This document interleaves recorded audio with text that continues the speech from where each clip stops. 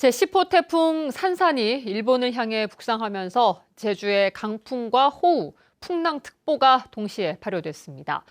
강한 비바람이 예상되지만 고온다습한 공기도 계속 유입되면서 올여름 기록적인 폭염의 기세는 계속될 것으로 보입니다. 이소현 기자입니다. 어선들이 빼곡히 들어선 성산항. 배들이 겹겹이 줄을 지어 나란히 붙어 있습니다. 강한 바람에 떠밀려가지 않도록 서로 연결해놓고 단단히 고정시켰습니다. 일본을 향해 북상 중인 태풍의 영향으로 피항한 어선만 200척이 넘습니다. 우리가 조업 나가면 한 4, 50일 사는데 한 20일 만에 제가 입항했어요. 태풍 영향 때문에 하나 무성국이나 해경에서 몇 시까지 입항을 해주라 해서 태풍 때문에 다 피항한 겁니다. 태풍의 영향이 워낙 크다 보니 제주 먼바다에서 조업하던 다른 지역 선박들까지 제주 지역 항구로 대피한 상황. 태풍 산산의 영향으로 제주 해상에 최대 5m의 높은 물결이 일면서 도내 항포구에 어선 1,900여 척이 긴급히 피항했습니다. 특히 동풍이 강하게 들어오면서 제주 동쪽과 서쪽 해상은 큰 차이를 보였습니다. 오늘 오후 4시 기준 동쪽 해상인 성산항과 평대리는 높은 파도가 빠른 속도로 계속해서 밀려드는 반면 서부 지역인 금능과 모슬포항은 물결이 비교적 잔잔했습니다.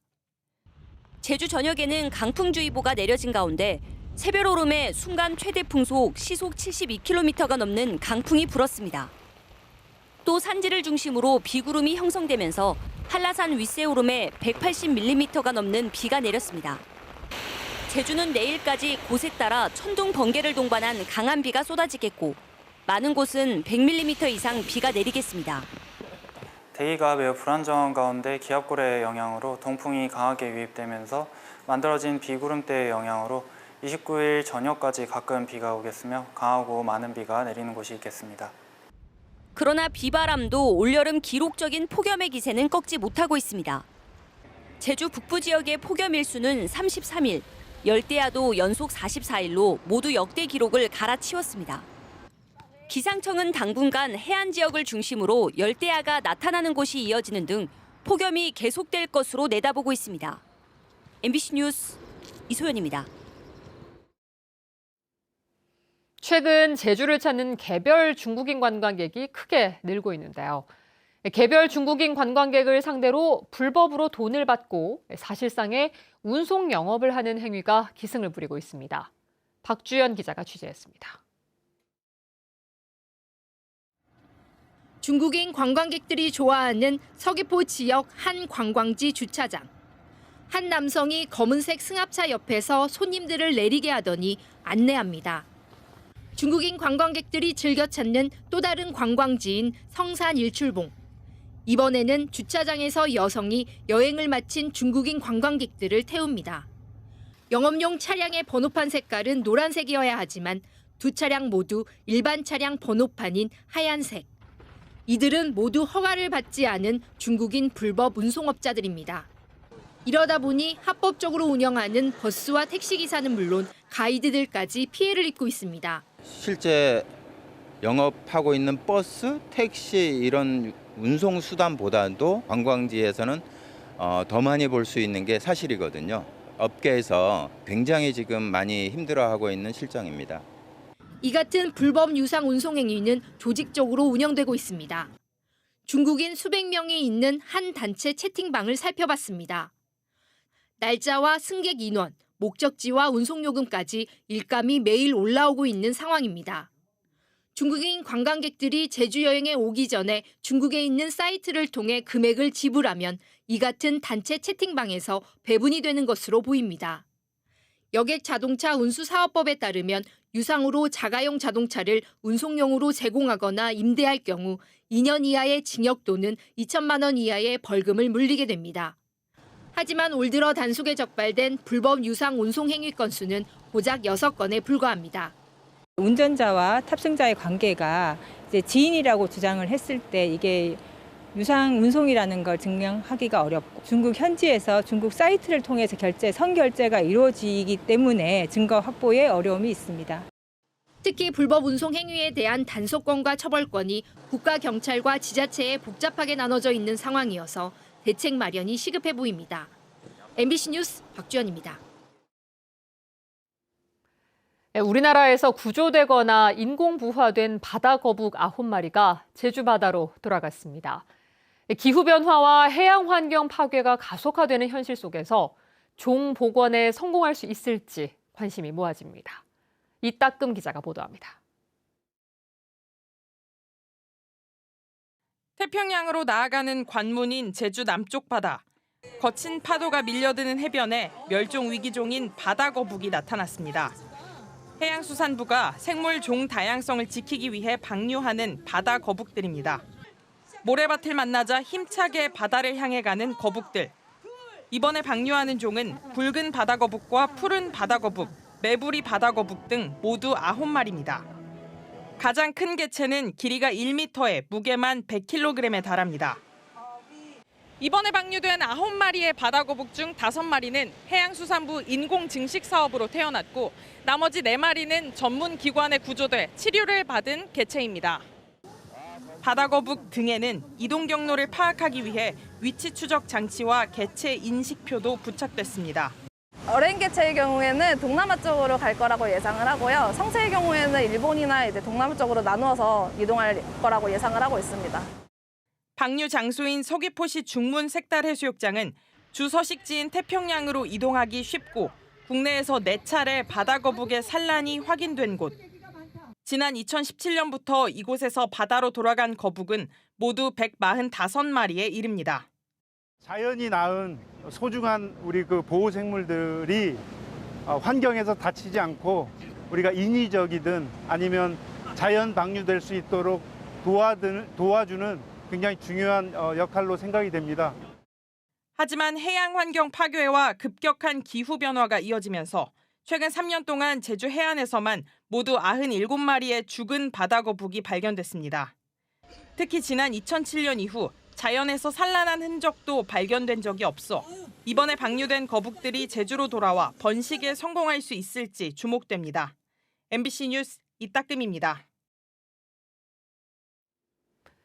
내년 정부 예산안에 제주 관련 국비 1조 9,714억 원이 편성됐습니다.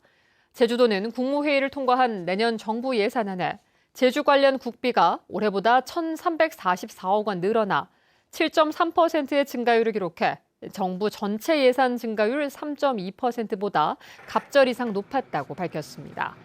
분야별 주요 예산은 광명과 도평 우회도로 건설 151억 원과 구좌 성산지역 노후 상수관로 정비 사업 99억 원, 4.3 평화공원 활성화 사업 60억 원 등입니다. 그러나 제주 연안 화물 운송 안정화 지원 100억 원과 남방 큰돌고래 생태허브 조성 사업 2억 8천만 원 등은 반영되지 않았습니다. 제2공항 강행저지 비상도민회의는 보도자료를 내고 어제 오영훈 제주도지사와의 면담 결과를 공개했습니다. 도민회의는 면담에서 오 지사의 제2공항 기본계획 고시 촉구에 대한 입장을 물었고 오 지사는 제2공항에 찬성하는 뜻은 아니라고 답했다고 밝혔습니다.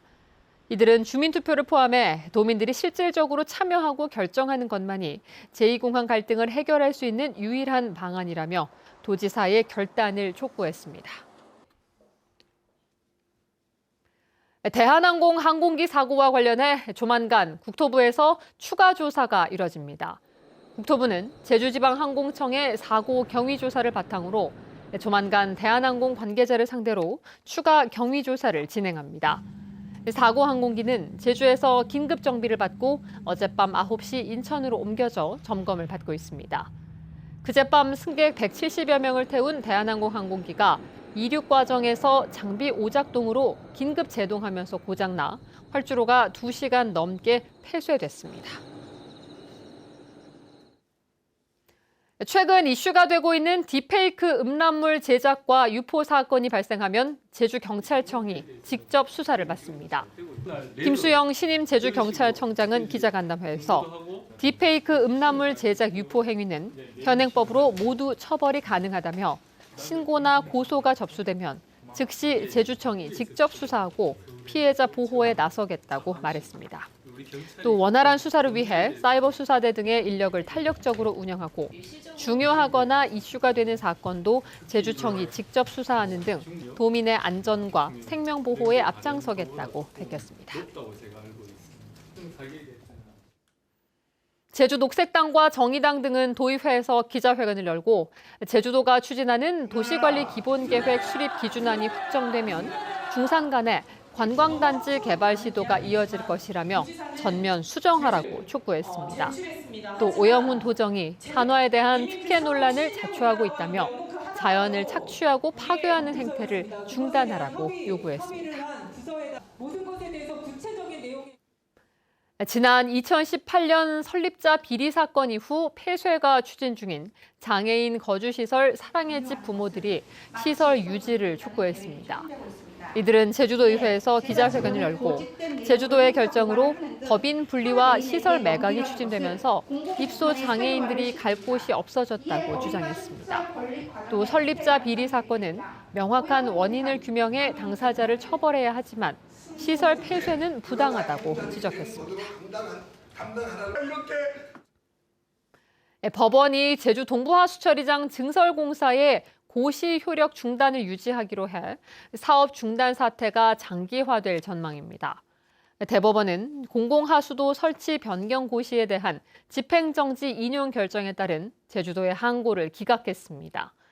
제주시 구자읍 월정리 주민 5명은 지난 4월 동부하수처리장 증설공사에 대해 일부 행정 절차를 누락하는 등 문제가 있다며 광주고등법원 제주 제1행정부에 집행정지 신청을 해 인용 결정됐고 제주도가 항고했지만 대법원의 판단도 달라지지 않았습니다.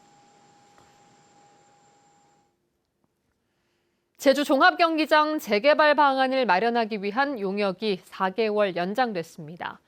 제주도는 당초 이달 말 마무리할 예정이던 종합스포츠타운 설립을 위한 타당성 검토 용역을 올해 말까지 연장한다고 밝혔습니다. 이 용역에서는 낡은 제주 종합경기장 등 5개 시설을 허물고 호텔과 면세점이 포함된 종합스포츠타운 설립을 검토하고 있습니다. 한편 도내 종목별 단체와 체육회에서는 육상 트랙과 다이빙 시설 등이 사라져 국제대회 유치가 어려워진다며 이번 계획에 반발하고 있습니다. 도내 숙박업계에서도 공급이 이미 포화 상태라며 호텔 건립 계획에 대해 비판하고 있습니다. 체류형 마을여행 이용자들이 늘고 있습니다. 제주도에 따르면 제주 마을여행 통합 브랜드 카름스테이에 참여하는 도내 13개 마을에 지난해 38만 명이 방문해 36억 원의 주민소득이 일어난 것으로 집계됐습니다. 내국인 관광객이 줄어든 올 상반기에도 카름스테이 프로그램에 모두 19만 명이 찾아 15억 원의 소득을 창출한 것으로 집계됐습니다. 뉴스데스크 제주였습니다. 여러분 고맙습니다.